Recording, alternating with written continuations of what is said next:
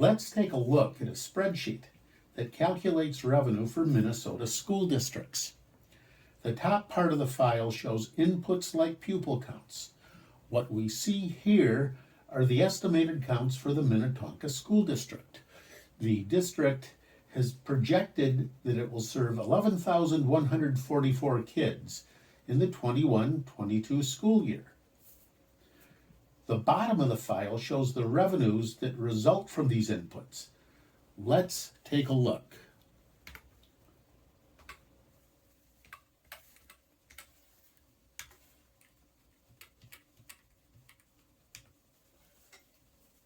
Based on 11,144 kids, revenue is projected to be $117,787,919.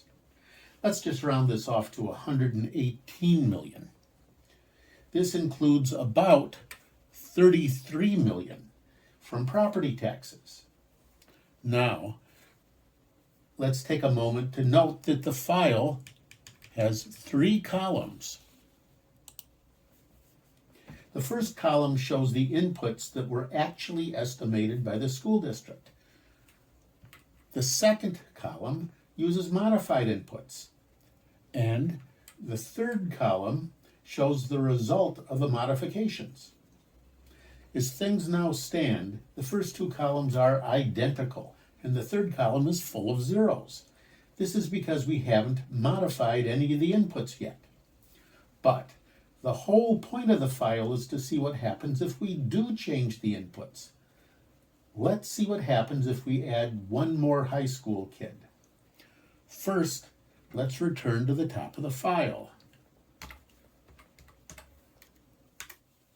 Okay, now we have the projected pupil counts again. Now we're going to add one kid in grades 7 through 12. So we're modifying the middle column. And when we do that modification, we see the change in the third column. Now, let's go to the bottom of the spreadsheet to see what happened to the district's revenue.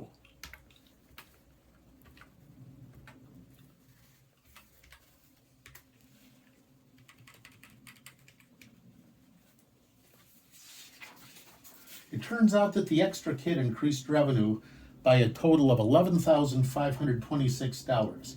Now, most of this is extra state aid, but $3,162 of the increase comes from higher property taxes.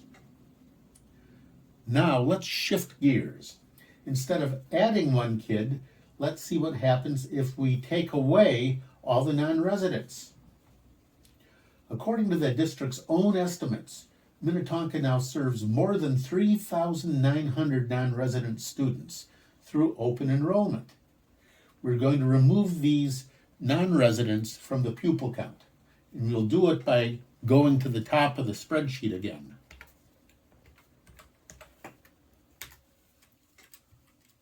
Okay, now we need to change all these numbers here, the pupil counts with a yellow background, to the corresponding resident pupil counts.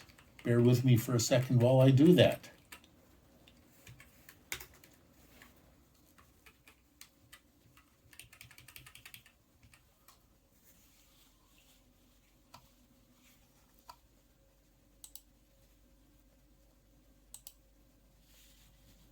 Well, look what happened. The pupil count dropped from 11,144 to 7,218. That's a drop of 3,926. Now let's go to the bottom of the spreadsheet to see what this modification did to the revenues.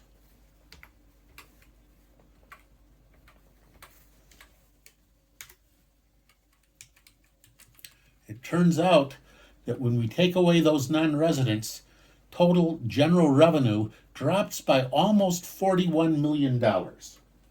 And that includes a property tax total of about $11 million. That's how much extra property tax is being paid by Minnetonka School District residents as a result of open enrollment. $11 million. Wow.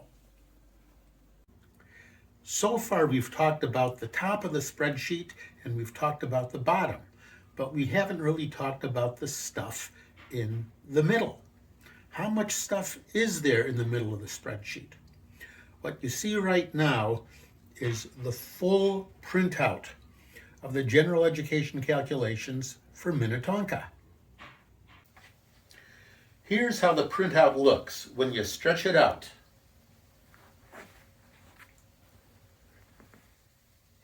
Does it have to be this long?